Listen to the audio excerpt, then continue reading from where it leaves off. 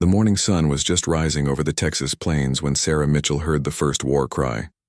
She was sitting in the back of the wagon, reading a book to the children who traveled with their families to the new settlement. The sound made her blood turn cold.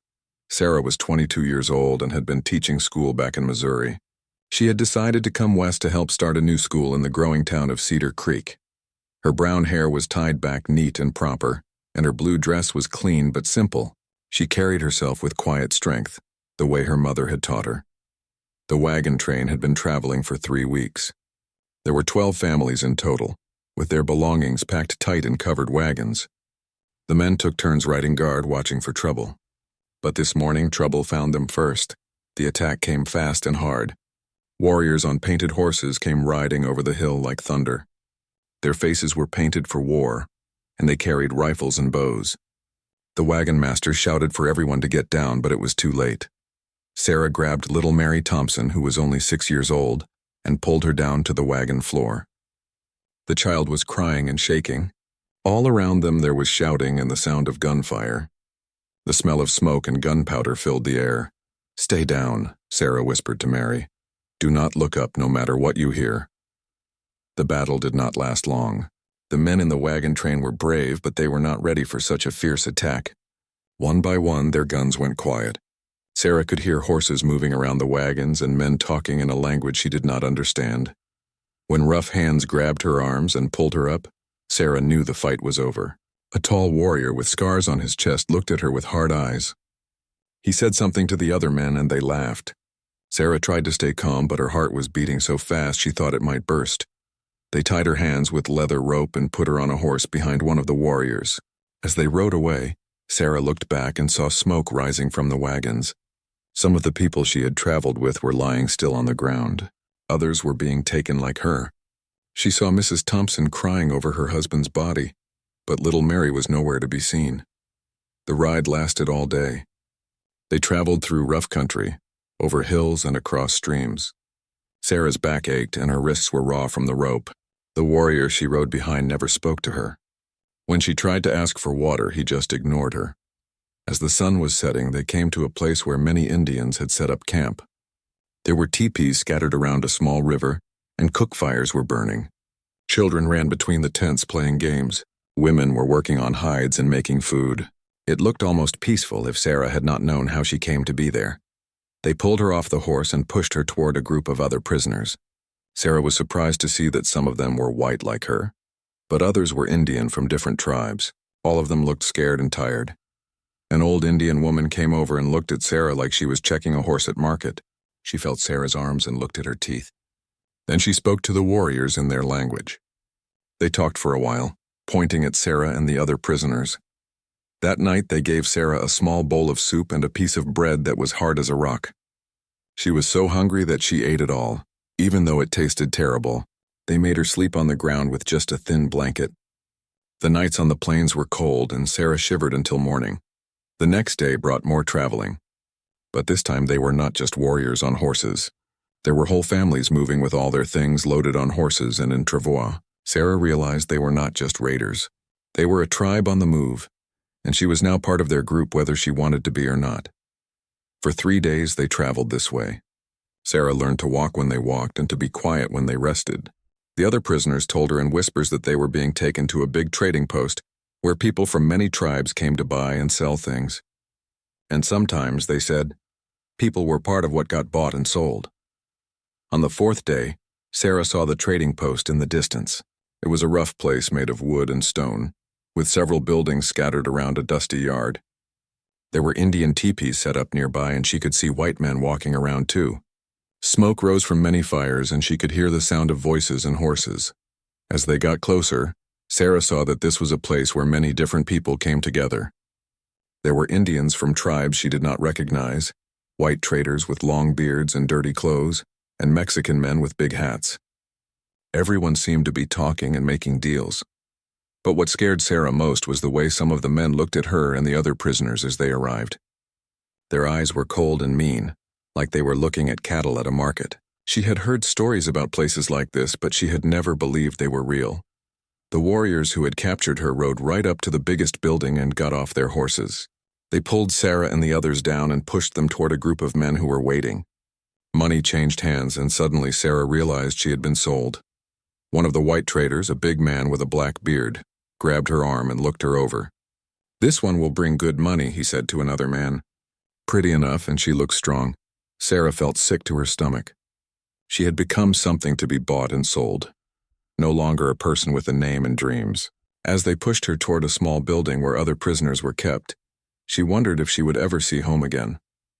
The building was dark and dirty, with just a few small windows. There were other women there, some white and some Indian. They all had the same look in their eyes, fear mixed with the kind of sadness that comes from losing hope. As Sarah sat down on the dirty floor, she promised herself she would not give up. Somewhere out there, people were looking for her. Someone would come. She had to believe that, or she would not be able to go on. But as night fell over the trading post and she listened to the rough laughter of the men outside, Sarah began to understand that her real fight was just beginning. The morning came too soon for Sarah.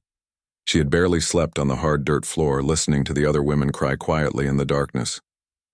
When the door opened with a loud bang, sunlight hurt her eyes. A big man with a dirty shirt and cruel eyes stood in the doorway. This was Jake Morrison, one of the traders who now owned her. "Get up, all of you," he shouted. "Time to earn your keep." Sarah and the other women were pushed outside into the bright morning sun. The trading post was already busy with people buying and selling things. Men were loading wagons with furs and other goods. Horses were being traded and money was changing hands everywhere. "You girls will clean and cook," Morrison said, pointing to a pile of dirty pots and pans near one of the buildings. "And if any of you cause trouble, you will be sorry." Sarah was given a bucket and told to get water from the well. As she walked across the dusty yard, she could feel men watching her. Some of them made comments to each other and laughed. She kept her eyes down and tried to move quickly. The work was hard and never seemed to end. They made her wash dishes, clean floors, and help cook meals for all the traders and visitors. Her hands became raw from the harsh soap and her back ached from bending over all day. But the worst part was not the work. It was the way the men treated her and the other women. They acted like the women were not real people, just things they owned. They would grab at them when they walked by or say terrible things that made Sarah's face burn with shame. At meal times, the women were given the leftovers after all the men had eaten. Sometimes there was barely anything left, just scraps of bread and watery soup. Sarah's stomach was always empty, and she grew thin and weak. One of the other prisoners was a young Indian woman named Bluebird. She had been taken from her tribe 2 months ago, and she tried to help Sarah understand how things worked at the trading post. "Do not fight them when they grab you," Bluebird whispered as they worked together cleaning clothes by the river. "It only makes them angry and then they hurt you worse." Sarah watched Bluebird move carefully around the men, always keeping her head down and trying to stay out of their way. But even being careful did not always help. Sarah saw men push Bluebird around and make her do extra work just for their own amusement. There was another woman named Rosa, who had been there the longest. She had been a Mexican girl from a village down south, but the traders had bought her from some bandits. Rosa had stopped talking much, and her eyes looked empty most of the time. She used to fight them, Bluebird told Sarah quietly, but they broke her spirit. Now she just does what they say and tries not to feel anything. Sarah was determined not to end up like Rosa. Every night she would lie on the hard floor and remember her life before. She thought about her students back in Missouri, and the letters her mother had written her. She thought about the books she loved to read and the dreams she had of teaching children to love learning. But keeping hope alive was getting harder every day. The men at the trading post seemed to enjoy making the women suffer. They would give them impossible tasks and then punish them when they could not finish in time. They would take away food as punishment for small mistakes. Morrison was the worst of all. He seemed to take special pleasure in making Sarah miserable. He would make her scrub the same floor over and over, claiming it was not clean enough. He would knock over buckets of water she had just carried from the well, making her go get more. "You think you are better than the rest of us, school teacher," he said to her one day, grabbing her arm so hard it left bruises. "But you are nothing here. Just another piece of property that belongs to me." Sarah wanted to fight back, to tell him she was a human being with rights and dignity, but she had seen what happened to women who talked back. They were beaten and given even worse treatment. So she bit her tongue and tried to stay strong inside, even when her body was weak and hurting. The other traders were not much better than Morrison. There was a man called Snake who had gold teeth and always smelled like whiskey. He would follow the women around, making them uncomfortable with the way he stared. There was also a fat man named Pike, who would steal food from the women's portions and laugh when their stomachs growled with hunger. The worst times were when new groups of men came to trade. They would drink too much and become mean and wild. Sarah learned to hide when she heard them getting loud, but sometimes there was nowhere to go. She would have to serve them food and drinks while they grabbed at her and said horrible things. One night, a group of rough men from a nearby settlement came to trade horses. They brought barrels of whiskey with them, and soon the whole trading post was filled with drunk, angry men. Sarah was carrying a tray of food when one of them grabbed her wrist. "Come sit with us, pretty girl," he said, his breath smelling terrible from drink and bad teeth. "We need some entertainment." Sarah tried to pull away, but his grip was too strong. The other men at his table laughed and cheered. Morrison saw what was happening, but just smiled and looked the other way. To him, this was just part of the business. "Please let me go," Sarah said, trying to keep her voice steady. "I need to finish my work." But the man just pulled her closer. His friends were making bets about what would happen next. Sarah could see Bluebird and Rosa watching from across the room, their faces full of fear for her. Just then, another trader named Collins walked over. He was not much better than the others, but he needed Sarah to cook breakfast for some important visitors in the morning. "Leave her be, Murphy," Collins said. "I need her working tomorrow, not laid up hurt." Murphy was not happy, but he let go of Sarah's wrist. "Maybe later then," he said with an ugly grin. Sarah hurried away, her heart pounding and her hands shaking. She knew this was just the beginning. Every day brought new dangers and new ways for the men to hurt her and the other women. That night, as she lay on the dirty floor listening to Rosa cry quietly beside her, Sarah wondered how long she could survive in this terrible place. She was losing weight and her spirit was beginning to crack under the constant fear and abuse. But somewhere deep inside, a small flame of hope still burned. She had to believe that somehow, someday, things would get better. Because if she stopped believing that, she knew she would end up like Rosa, alive but with nothing left inside that made her human.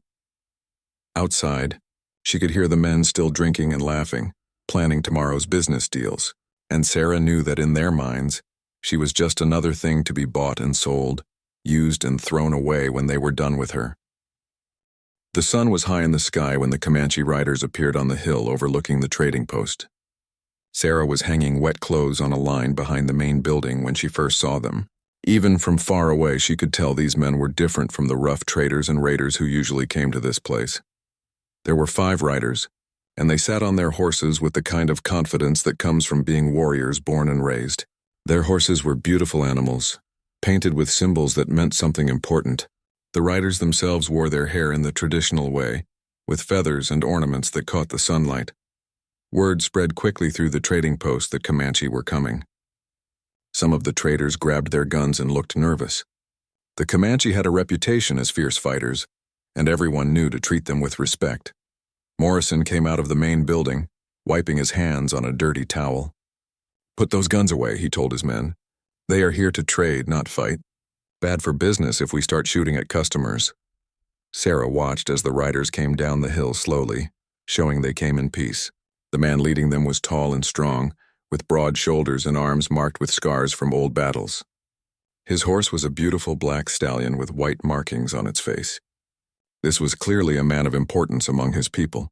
His name was Dakota, though Sarah did not know this yet. He was 30 years old and had earned respect as both a warrior and a wise leader. He had fought in many battles to protect his people from the soldiers and settlers who wanted to take their land. But he had also worked to make peace when peace was possible. Dakota had come to the trading post on a mission that weighed heavy on his heart.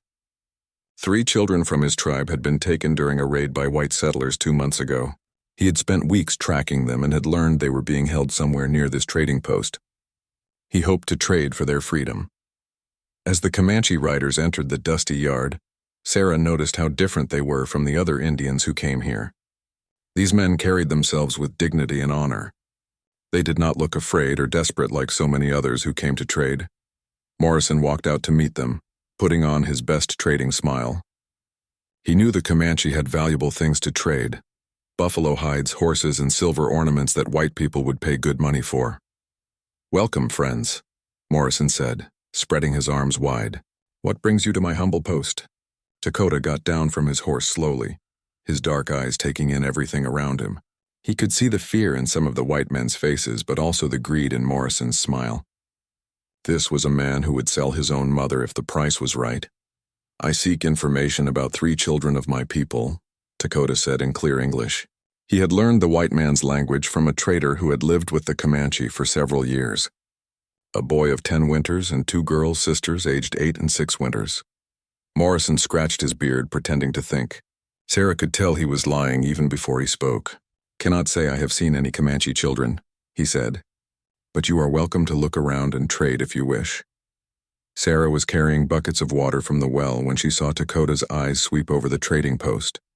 She could see him taking note of everything, where the buildings were, how many men Morrison had, where the guns were kept. This was a man who missed nothing. When Dakota's gaze passed over Sarah, she felt something strange. Unlike the other men at the trading post, he did not look at her like she was a thing to be used. His eyes saw her as a person, and for just a moment she felt like a human being again. But the feeling passed quickly as Morrison grabbed her arm. "Get back to work," he snarled. "These gentlemen do not need to see you standing around lazy." Dakota watched this exchange with interest. He had noticed how thin and scared the white woman looked, and how roughly the trader treated her. Among his people, women were respected and valued. Seeing them treated like animals made his jaw tight with anger. The Comanche spent the day at the trading post looking at goods and asking careful questions. Dakota traded some silver ornaments for supplies his people needed, but his real purpose was to gather information about the missing children. Sarah found herself watching Dakota whenever she could. There was something about him that was different from any man she had ever seen. He moved with quiet strength, and when he spoke, the other Comanche listened with respect. Even Morrison seemed a little afraid of him, though he tried not to show it. In the afternoon, Sarah was washing dishes near the main building when she heard voices through an open window. Morrison was talking to Snake, the trader with gold teeth. "That Comanche warrior is asking too many questions," Morrison was saying. "I do not like the way he looks around here." "You think he knows about the children?" Snake asked. "Maybe. But those children are worth good money to the right buyer. I am not giving them up for a few silver trinkets." Sarah's heart began to beat faster. So Morrison did have the Comanche children, and he was lying about it. She wanted to run and tell Dakota, but she knew Morrison would kill her if he found out she had been listening. As the day wore on, Sarah noticed that Dakota was watching the traders carefully too. When they thought he was not looking, he would study their faces and listen to their conversations. This was a smart man who knew there was more going on than what he was being told. That evening, there was a feast to honor the Comanche visitors. Morrison had his women cook the best food available and brought out barrels of whiskey for the white traders. The Comanche did not drink the white man's alcohol, but they shared the meal and talked about trade and news from different parts of the territory. Sarah served food to the men, trying to stay invisible as usual. But she could feel Dakota watching her, and she knew he was seeing things the other men missed. He saw the bruises on her arms and the way she flinched when Morrison came near. He saw how thin she had become, and how carefully she moved to avoid being grabbed by the drunken traders. Late that night, after most of the men had passed out from drinking too much whiskey, Sarah was cleaning up the mess from the feast. She was alone in the main room, picking up broken dishes and wiping spilled food from the tables. She did not hear Dakota come in behind her until he spoke softly. "You are afraid," he said in his careful English. Sarah jumped and spun around, her heart pounding. Dakota stood in the doorway, but he did not come closer when he saw how scared she was. "I will not hurt you," he said quietly. "I see how these men treat you." It is not right. Tears came to Sarah's eyes before she could stop them. It had been so long since anyone had spoken to her with kindness that she had almost forgotten what it felt like. "You should not be here," she whispered. "If Morrison finds you talking to me, he will be angry." Dakota's face grew hard. "This Morrison does not own you. You are not his property." "Here I am," Sarah said sadly. "He bought me from the men who captured me. I have no choice but to do what he says." Dakota was quiet for a long moment, studying her face. "What is your name?" he asked finally. "Sarah," she said, surprised by the question. No one at the trading post had bothered to learn her name. To them, she was just the white woman or that girl. Sarah, Dakota repeated as if testing how the name sounded. I am Dakota of the Comanche people. And I tell you this, no man has the right to buy and sell another human being, no matter what color their skin. Before Sarah could answer, they heard footsteps coming toward the building. Dakota melted back into the shadows so quickly that Sarah almost wondered if she had imagined the whole conversation. But she had not imagined it. For the first time since her capture, someone had treated her like a person with a name and feelings. Someone had looked at her and seen a human being instead of just property. As Sarah finished her cleaning and went back to the dirty little room where the women slept, she carried Dakota's words with her. Maybe there was still hope in this terrible world after all. The next morning brought trouble that no one saw coming. Sarah was scrubbing the floor of the main trading room when she heard Morrison shouting at Bluebird near the horse corral. The young Indian woman had accidentally let one of the horses loose while cleaning the stalls. You stupid girl. Morrison's voice carried across the entire trading post. That horse is worth more than you are. Sarah looked up from her work and saw Morrison grab Bluebird by her long black hair, jerking her head back so hard she cried out in pain. Other men began gathering around to watch, and Sarah could see they were enjoying the show. Dakota was checking his horse's shoes near the blacksmith shop. He had been preparing to leave with his men, still searching for the missing Comanche children. But when he heard Morrison's angry shouts, he looked up and saw what was happening. Please, I'm sorry, Bluebird was saying, tears running down her face. It was an accident. I will catch the horse. But Morrison was past listening. He had been drinking since breakfast, and his temper was always worse when he had whiskey in him. He backhanded Bluebird across the face so hard she fell to the ground. Get up, he yelled. You will be punished for this. Some of the other traders began making suggestions about what kind of punishment would be entertaining. Their words made Sarah sick to her stomach. She had seen Morrison punish the women before, and it was always cruel and meant to break their spirits. Bluebird struggled to her feet, blood running from her split lip. Morrison grabbed her arm and began dragging her toward the center of the yard where everyone could see. Sarah knew what came next, and she wished she could look away, but Morrison would beat her too if he caught her not watching. Let this be a lesson to all of you worthless women, Morrison announced loudly. This is what happens when you cost me money. He pushed Bluebird down to her knees in the dirt. The other traders formed a circle around them, laughing and placing bets on how long it would take to make her beg for mercy. This was entertainment to them, no different from watching a dogfight. Dakota had stopped what he was doing and was watching from across the yard. Sarah could see his jaw getting tighter and his hands closing into fists. Something about the way he stood reminded her of a storm building on the horizon. Morrison pulled out a leather whip, the same one he used on horses when they would not obey. Bluebird saw it and began to cry harder, knowing what was coming. She had been through this before. Count them out loud, Morrison told her, and thank me for each one, or I will start over. The first lash came down hard across Bluebird's back, tearing through her thin dress. She cried out and fell forward, catching herself with her hands in the dirt. 1, she whispered through her tears. Thank you, the men cheered and laughed. Sarah felt tears coming to her own eyes, but she knew better than to let Morrison see them. She glanced toward Dakota and saw that his whole body was tense like a bowstring about to snap. The second lash came down even harder. Bluebird's voice broke as she tried to count and thank Morrison for hurting her. Sarah could see blood starting to soak through the torn dress. Dakota took a step forward, then stopped himself. Sarah could see him fighting with himself, knowing that if he interfered it could mean war between his people and the traders. But his face showed how much he hated what he was watching. Morrison was enjoying himself now, taking his time between lashes to let Bluebird's fear build. Maybe after this you will remember to be more careful with my property, he said. 3, Bluebird sobbed. Thank you. But something in her voice had changed. It was the sound of a person whose spirit was finally breaking completely. Sarah had heard Rosa make that same sound when she stopped fighting and gave up hope. That was when Dakota could not watch anymore. He came across the yard like a storm wind, moving so fast that most people did not see him coming until he was already there. His hand shot out and grabbed Morrison's wrist just as the trader was raising the whip for another strike. Enough, Dakota said, his voice quiet but full of dangerous anger. Morrison tried to pull his arm free, but Dakota's grip was like iron. The whole trading post went silent except for Bluebird's crying. Let go of me, Indian, Morrison said, trying to sound tough. But Sarah could hear fear starting to creep into his voice. This is my business and this is my property. You have no right to interfere, no right. Dakota's voice got even quieter, which somehow made it more frightening. I have the right of any man who sees innocent people being hurt by cowards.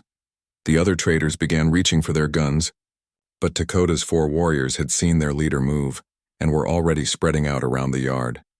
Their hands were on their weapons too, and everyone knew the Comanche were faster and better fighters than the rough traders. Morrison tried to pull the whip free from Dakota's grip, but the Comanche warrior twisted his wrist until he dropped it. Then Dakota picked up the whip and looked at it like it was a snake. You use this on women and children, Dakota said. Among my people, a man who beats the helpless is not a man at all. He is lower than the dogs that eat scraps. Now you listen here, Morrison started to say, his face red with anger and embarrassment. He was not used to being challenged in front of his own men, but Dakota was not finished. He looked around at all the traders who had been laughing and betting on Bluebird's pain. You think this is entertainment? You think causing pain to those who cannot fight back makes you strong? He helped Bluebird to her feet, supporting her gently when she swayed from the beating. Then he looked directly at Morrison with eyes that burned like fire. I have seen how you treat the women here, Dakota said. I have watched you starve them and beat them and use them like animals. This is not the way of warriors. This is the way of cowards who are afraid to fight men who can fight back. Morrison's face was getting redder, and Sarah could see he was working himself up to do something stupid. You are on my land now, Indian. And I will not be lectured by some savage about how to run my business. The word savage hit Dakota like a physical blow. Sarah saw his whole body go rigid, and she knew Morrison had made a terrible mistake. Savage, Dakota repeated softly. You call me savage while you buy and sell human beings like cattle? You call me savage while you beat women for sport and make them thank you for it? He stepped closer to Morrison, and the trader backed up despite himself. I will show you what a savage does to men who hurt the innocent.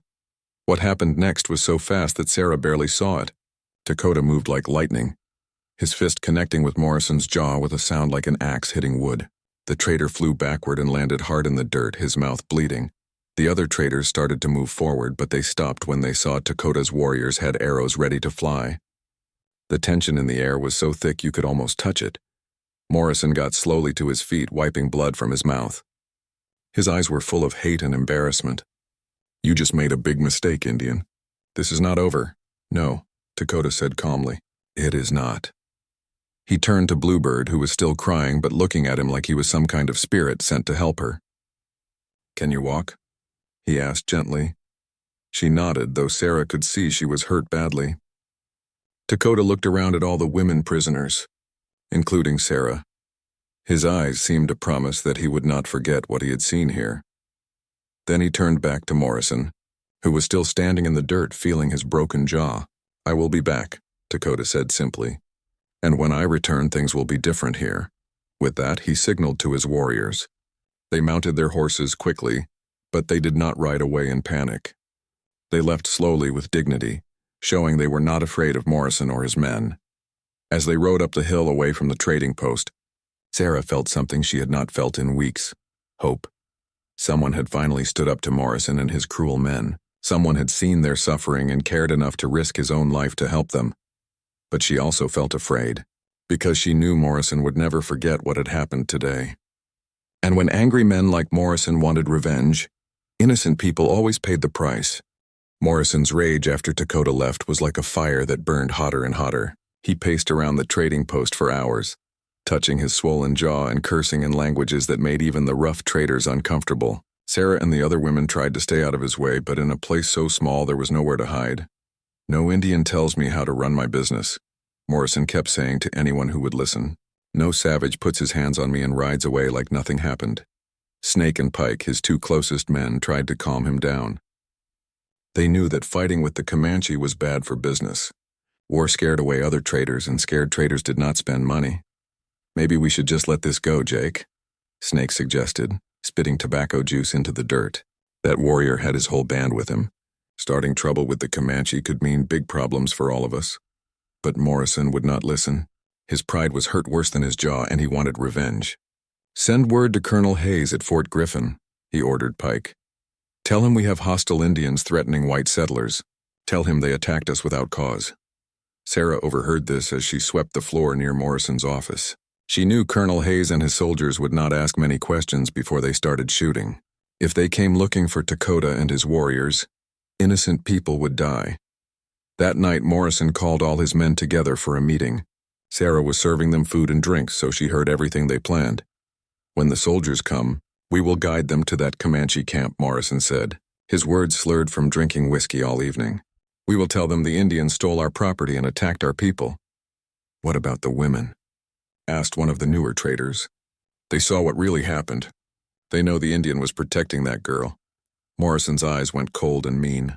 The women will tell the story we want them to tell, or they will not tell any story at all.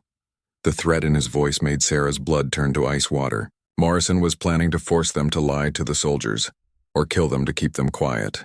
Either way, Dakota and his people would be blamed for crimes they did not commit. Sarah knew she had to do something, but she did not know what. She was just one woman, locked up every night and watched during the day. How could she warn Dakota that soldiers were coming? The answer came the next evening, when Bluebird whispered something to her as they worked together washing clothes by the river. The Comanche warrior, Dakota, Bluebird said quietly, looking around to make sure no one was listening. He is still close by. My cousin Red Fox saw his camp in the hills north of here. He has not gone home yet. Why would he stay? Sarah asked. Morrison will send soldiers after him. Bluebird's eyes were sad but grateful. I think he stays because he cannot forget what he saw here. In my tribe, we have stories about warriors who cannot rest when they know innocent people are suffering. That night, Sarah lay awake on the hard floor, thinking about what Bluebird had told her. Dakota was still nearby, which meant he was in terrible danger. Morrison's messenger had already left for Fort Griffin, and the soldiers would come soon. She had to find a way to warn him. The next morning brought Sarah's chance. Morrison sent her to gather firewood in the hills behind the trading post. Usually one of his men would go with her to make sure she did not try to run away. But Morrison was busy getting ready for the soldiers, and he was short on men. Do not even think about running, he warned her as she picked up the wood-gathering basket. If you are not back by sunset, I will hunt you down like a dog. And when I find you, you will wish you had never been born. Sarah nodded and kept her face blank, but inside her heart was racing. This was her chance, maybe her only chance, to save Dakota and his people. She walked into the hills, following the old hunting trail that led north away from the trading post. Every step took her further from Morrison's watchful eyes, but also deeper into dangerous country where she could easily get lost and die. After walking for 2 hours, Sarah began to worry that she would never find the Comanche camp. The hills all looked the same to her, covered with scrub brush and rocky outcrops. She had no idea how to track people or read the signs that would tell her which way they had gone. Just when she was starting to think she should turn back, she heard the sound of horses moving through the brush ahead of her. Sarah's heart jumped into her throat. What if it was not Dakota's men? What if it was other Indians who would capture her, or white men who worked for Morrison? She hid behind a large rock and waited. Through a gap in the brush, she saw 2 Comanche warriors riding slowly along a ridge above her. One of them was scanning the hills below, clearly standing guard for their camp. Sarah knew this was her chance, but she also knew it could be her death. If she called out to them, they might think she was leading enemies to their camp. They might kill her before she could explain why she was there, but if she did nothing, soldiers would find the camp and kill everyone in it, including Dakota.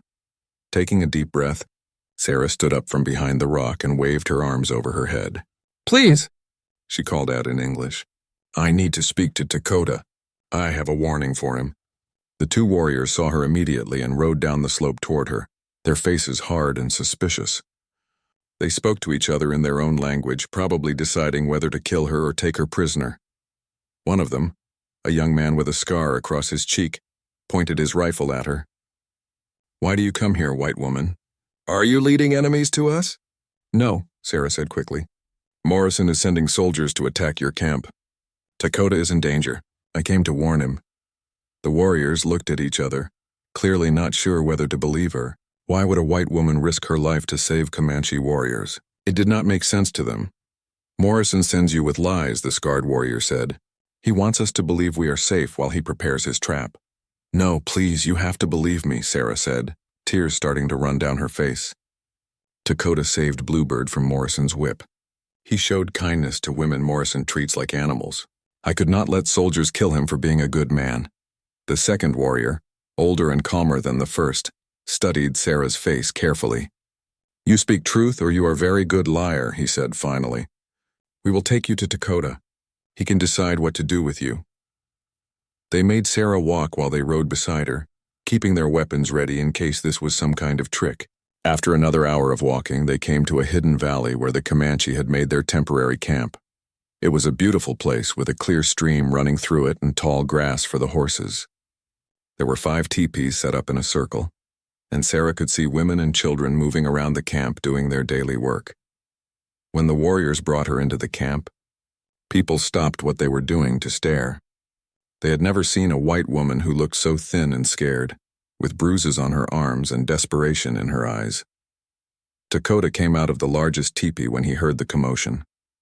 When he saw Sarah, his face showed surprise and concern. Sarah, he said, remembering her name from their conversation at the trading post. What brings you to our camp? How did you find us? I had to warn you, Sarah said, the words tumbling out of her mouth. Morrison sent a message to Fort Griffin.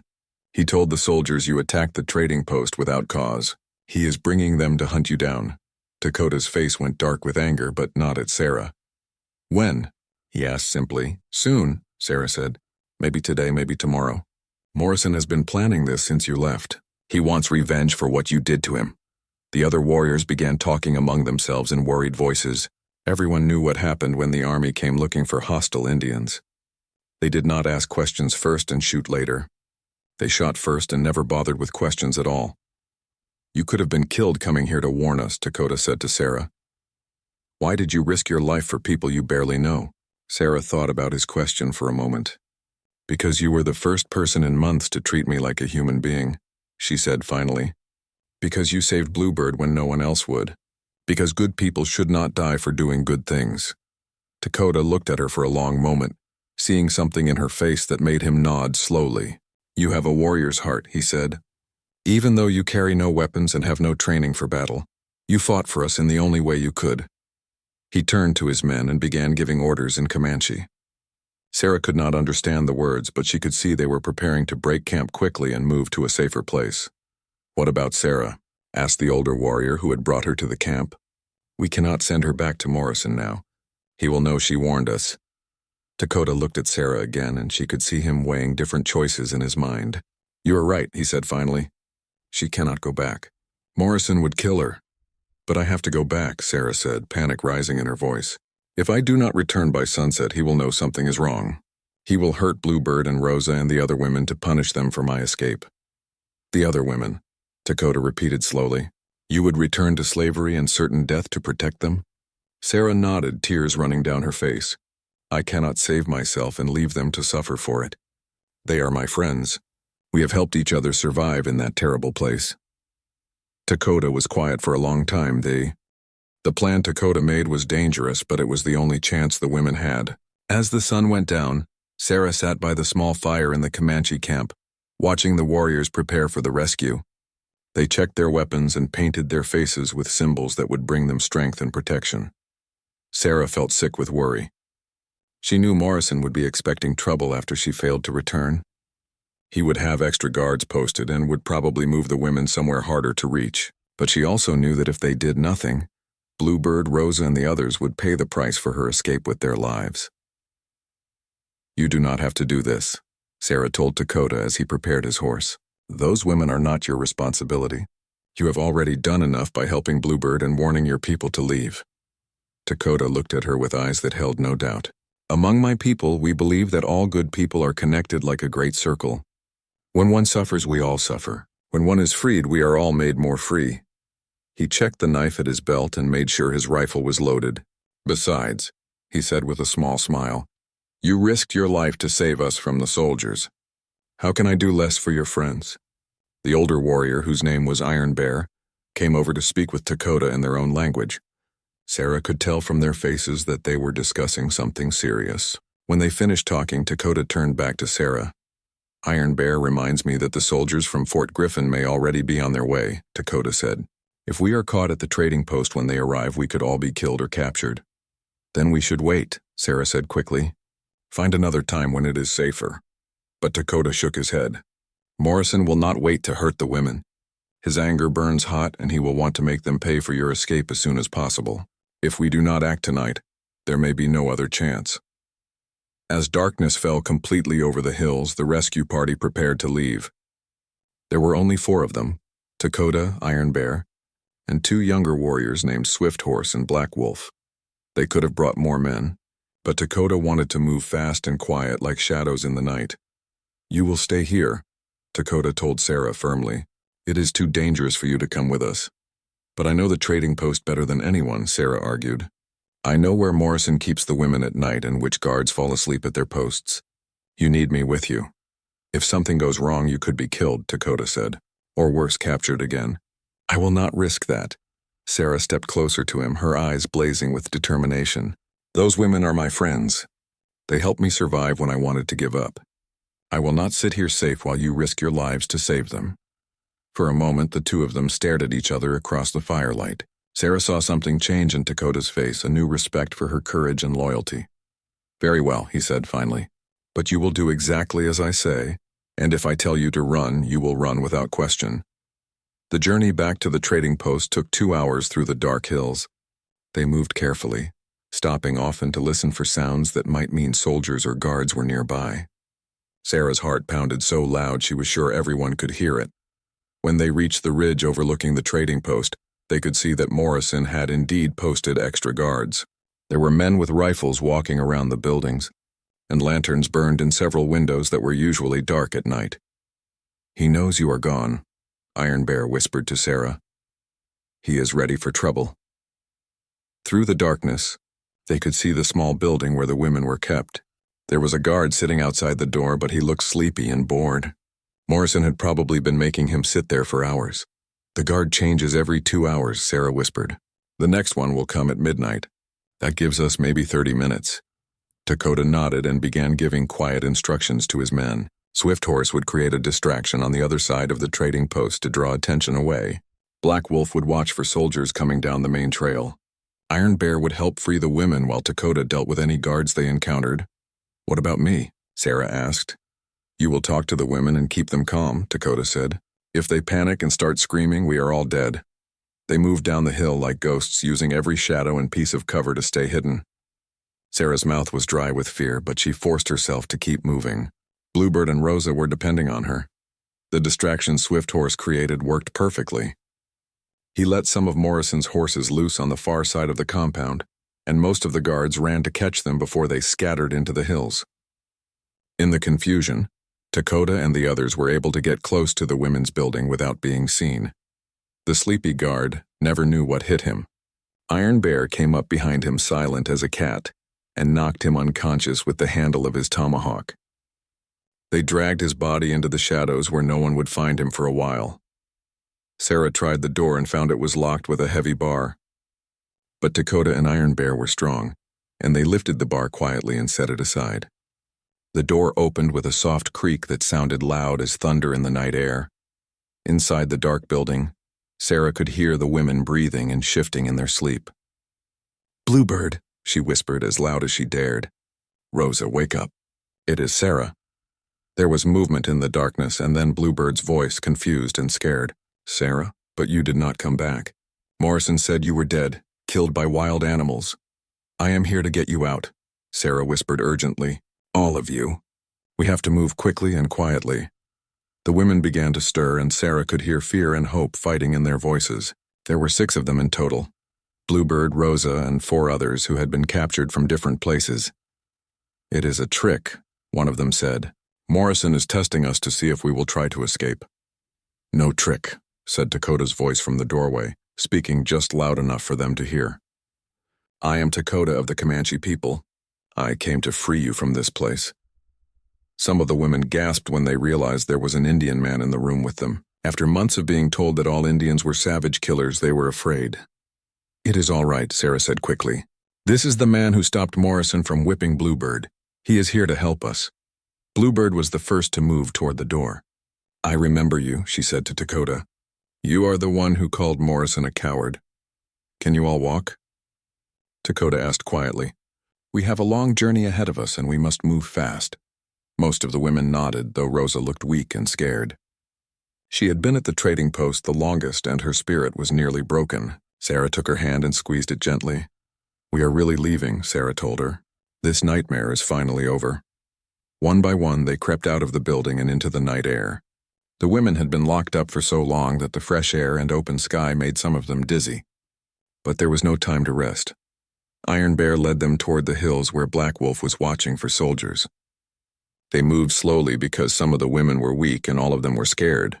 Every sound made them jump, expecting to hear Morrison's angry voice and the bark of his guns. They had made it halfway to the hill when disaster struck.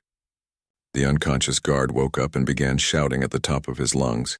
Within seconds, the whole trading post was alive with angry men carrying lanterns and weapons. "Run," Dakota ordered, his voice calm but urgent. "Stay together and follow Iron Bear to the hills. Do not look back." But the women were too weak and frightened to run fast. Morrison's men were already spreading out to cut off their escape routes. Sarah could see lantern light moving through the darkness as the traders hunted for them. "This way," Iron Bear called, leading them toward a dry creek bed that would give them cover. But as they reached it, gunshots rang out from the trading post. "The men had found their trail. They are in the creek bed," someone shouted. "Cut them off at the bend." Dakota made a decision that showed the true heart of a warrior. "Take the women and go," he told Iron Bear. "I will hold them here and give you time to escape." "I will not leave you to face them alone," Iron Bear replied.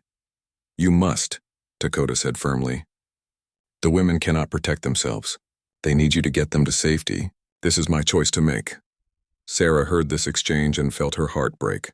Dakota was going to sacrifice himself to save people he barely knew, just because it was the right thing to do. "No," she said, stepping up beside him. "If you stay, I stay. These men hate me as much as they hate you." For just a moment, Dakota looked at her with something that might have been love. "You have already shown more courage than most warriors," he said softly. "But this is not your fight to finish." "Yes, it is," Sarah replied. "This became my fight the moment you taught me what it means to be truly free." The sound of Morrison's men was getting closer. There was no more time for words. Iron Bear led the other women deeper into the hills while Dakota and Sarah prepared to face whatever was coming in the darkness behind them. The sound of Morrison's angry voice echoed through the hills as he led his men in pursuit of the escaped women. Dakota and Sarah crouched behind a fallen log in the creek bed, listening to the searchers get closer. The lantern light flickered through the brush like angry fireflies. "Spread out," Morrison was shouting. "They cannot have gone far. That Indian witch is with them, and she will slow them down." Sarah felt Dakota tense beside her at the word witch. She knew he was fighting the urge to stand up and face Morrison directly, but they both understood that staying hidden was their only chance to help the other women escape. "There are too many of them," Sarah whispered as quietly as she could. "At least 8 men, maybe more." Dakota nodded grimly. He had his rifle and knife, but even a warrior could not fight 8 armed men and win. Their only hope was to lead the pursuers away from Iron Bear and the others. "When I move, you run the other way," Dakota told her. "Follow the creek bed north until you reach the big rocks. Hide there until morning, then find your way back to my camp." "I am not leaving you," Sarah said firmly. "We do this together or not at all." Before Dakota could argue with her, the decision was taken away from both of them. Pike, one of Morrison's men, came stumbling through the brush just 20 feet from where they were hiding. His lantern light swept across the creek bed and Sarah was sure he would see them, but Pike was drunk and clumsy. He tripped over a root and fell hard, dropping his lantern and cursing loudly. The light went out when it hit the rocks, leaving him in darkness. "Pike, you fool," Morrison's voice called from somewhere nearby. "Where are you?" "Down here in the creek," Pike called back. "Dropped my damn light. Cannot see anything." This gave Dakota an idea. Moving silent as a shadow, he crept toward Pike while the man was still trying to find his lantern. Before Pike knew what was happening, Dakota's arm was around his throat and a knife was at his ribs. "Make a sound and you die," Dakota whispered in Pike's ear. Pike went rigid with fear. He had heard stories about what Indians did to their prisoners, and most of those stories were not pleasant. "Listen carefully," Dakota continued in a voice soft as death. "You are going to call to Morrison and tell him you found tracks leading east toward the main trail. You are going to sound excited and sure of yourself. If you try to warn him or trick me, this knife will find your heart." Pike nodded frantically, sweat pouring down his face despite the cool night air. "Morrison," Pike called out, his voice shaking just a little. Over here! I found tracks heading east. Fresh ones. They are making for the main trail. Are you sure? Morrison's voice came back closer now. Yes, sir. Boot prints and moccasin tracks all heading toward the road. They probably think they can reach Fort Griffin and get protection from the soldiers. There was silence for a moment while Morrison thought about this. Sarah held her breath, praying that the lie would work. Smart thinking, Morrison finally called back. Everyone head east. We can cut them off before they reach the main trail. The sound of boots and voices began moving away from the creek bed. Sarah felt a moment of relief, but she knew this was just buying them time. Eventually, Morrison would realize he had been tricked. Dakota released Pike but kept the knife ready. Now you are going to do exactly what I tell you, he said quietly. Walk east with the others, but walk slowly. Fall behind. When they discover the false trail, you will be nowhere near them. What happens to me then? Pike asked, his voice full of fear. That depends on you, Dakota replied. If you have learned anything from tonight, you will find a new way to make a living. If you continue to buy and sell human beings, we will meet again, and next time I will not be so merciful. Pike stumbled away into the darkness, following the other searchers. Sarah could hear him crashing through the brush, probably as eager to get away from Dakota as he was to catch up with Morrison. That was brilliant, Sarah said when Pike was gone. But Morrison will figure out the trick eventually. Yes, Dakota agreed. But by then, Iron Bear will have the women far from here. That is what matters. They waited another hour in the creek bed, listening to the sounds of the search moving further east. When everything was quiet, they began their own journey north toward the hills where Dakota's camp had been. The walk was hard in the darkness. Sarah's legs were weak from months of poor food and little rest. Several times she stumbled and would have fallen if Dakota had not caught her arm, but she forced herself to keep going. The other women were depending on their escape to keep Morrison distracted. As they climbed higher into the hills, Sarah began to feel something she had almost forgotten: hope. For the first time in months, she was free. No one was watching her, ready to beat her for the smallest mistake. No one was treating her like an animal or property to be bought and sold. How far to your camp? She asked when they stopped to rest beside a small stream. The camp is gone, Dakota replied. After you warned us about the soldiers, we moved everything to a safer place. But Iron Bear knows where to go. He will take the women there. Sarah felt a moment of panic. Then where are we going? Dakota was quiet for a moment, looking up at the stars. Wherever we need to go to stay free, he said finally. My life with my people is finished now. Morrison will tell the soldiers that I kidnapped white women and attacked his trading post. There will be a price on my head, and anyone who helps me will be in danger too. I am sorry, Sarah said, feeling guilty that her rescue had cost Dakota everything he had known. I never meant for you to lose your place with your tribe. You did not make this choice for me, Dakota said gently. I made it myself when I saw how Morrison and his men treated innocent people. A man who can watch such cruelty and do nothing is not really a man at all. They continued walking through the night, following game trails and stream beds that would hide their tracks. As the sun began to rise in the east, they reached a high ridge that gave them a view of the country for miles around. In the distance, Sarah could see dust clouds on the main trail. Soldiers? She asked. Dakota studied the movement carefully. Yes, a full company, maybe 40 men. Morrison got his message through. The sight of the soldiers made Sarah's stomach tight with fear. What will happen if they catch us? They will not ask questions first, Dakota said grimly. To them, I am a hostile Indian who kidnapped a white woman. You are either my victim or my accomplice. Either way, we will both be dead before we can tell them the truth. But as they watched, something unexpected happened. The dust cloud stopped moving and began to spread out as if the soldiers were making camp. Through the morning air, they could hear the faint sound of bugle calls. They are not chasing us, Sarah realized. They are setting up a base camp. Dakota nodded slowly. Morrison probably told them we had a large war party and were planning to attack other settlements. They are being careful, organizing a proper military response instead of just chasing us through the hills. This gave them more time, but it also made their situation more dangerous in the long run. The army would search systematically, using scouts and Indian allies to track them. Eventually, they would be found. There is a place I know, Dakota said after thinking for several minutes. A hidden valley 2 days north of here. It has water and game, and only a few people know how to find it. We could hide there while we decide what to do next. What about the other women? Sarah asked. And Iron Bear and your other friends? Iron Bear is smart and knows this country well. He will find a way to get the women to safety. Probably take them to one of the peaceful tribes that have treaties with the government. As for my other friends who were Dakota's voice grew sad. They will have to choose whether to help me or protect themselves and their families. They began walking north, staying in the rough country where horses could not easily follow. Sarah's feet were already sore and blistered, but she did not complain. Every step took them further from Morrison and his cruel world. As they walked, Dakota told her about the hidden valley where they were going. It was a place his grandfather had shown him when he was young, a sacred spot where the spirits were said to watch over travelers in need. Will we be safe there? Sarah asked. Dakota was honest with her. For a while, maybe. But Morrison will not give up easily, and the army has many men and supplies. Sooner or later, we will have to decide what kind of life we want to try to build. Sarah thought about this as they climbed higher into the mountains. Behind them was a world where she had been treated like an animal, where her life had no value except what someone was willing to pay for it. Ahead was uncertainty and danger, but also the chance to live with dignity and freedom. Whatever we decide, she said finally, we decide it together. I would rather face the unknown with someone who sees me as human than go back to being safe and treated like property.